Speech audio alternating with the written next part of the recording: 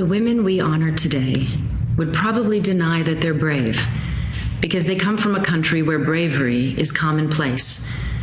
The bravery to go back to your school after it was bombed, killing your classmates. The bravery to go back to work as a doctor or policewoman or human rights defender after your female colleagues were assassinated. The courage to go back on TV and report the news after your fellow journalists, male and female, were murdered for telling the truth. The courage as an artist to push boundaries of what society says is suitable behavior for a woman.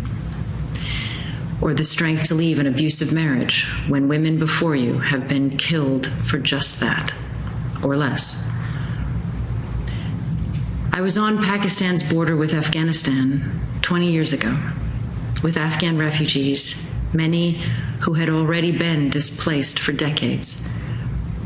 I met Afghan fathers who'd been beaten for sending their daughters to school, who had fled to give them a chance of an education.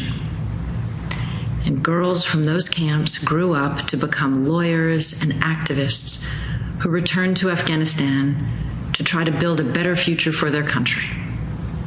And some were murdered for it. Women like Fatima Khalil.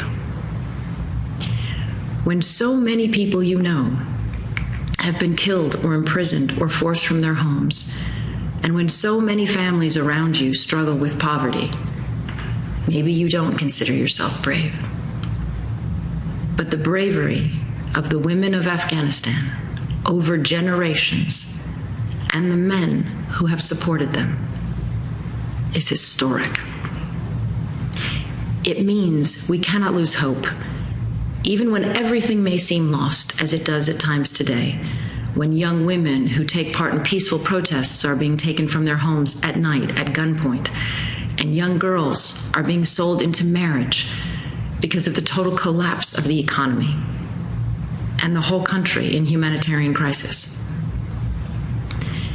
So I call on the de facto authorities in Afghanistan to reopen all schools, to enable girls to sit the exams that they missed last year, to release Tamana Pariani and Parwana Ibrahimkhil and the other women held in detention, and to let women participate fully and freely in work and politics and society.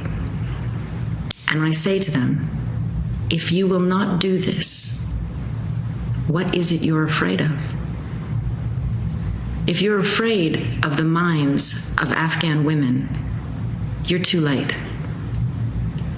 You can turn a woman away from work. You can deny her an education. You can tell her how to dress. Maybe you can even frighten her into staying home. But you cannot extinguish her capacity for thought. You cannot erase her will to do everything she can so her children have a better future, even if she never knows a single day of freedom herself.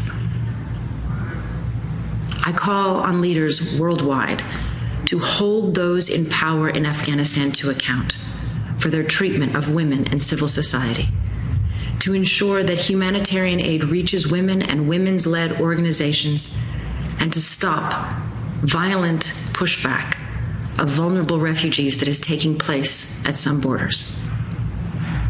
And I hope that free-thinking people everywhere will help to ensure that the women of Afghanistan are not forgotten. Learn their names and their stories. Read about Quadria Yassini and her sons, Freshta Koishtani and her brother, Malali Maiwand, and the countless other brave women who have been murdered in the struggle for a free Afghanistan. Look up the art of Shamsia Hassani and Rada Akbar. Learn about Maria Krami, Shahrazad Akbar, Zarifa Ghaffari, Ansia Shahid, and the 7 other brave Afghan women nominated for the Shakraf Prize. Follow the work of women like Huda Kamush and Mahbuba Saraj on the front lines of Afghanistan.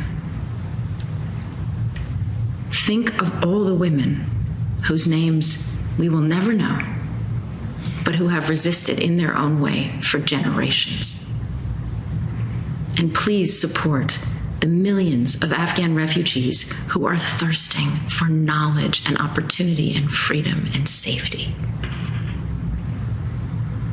And to all Afghan women, those brave, free-thinking ladies of grace, determination, and strength, please know you have made an indelible mark on your country and on history.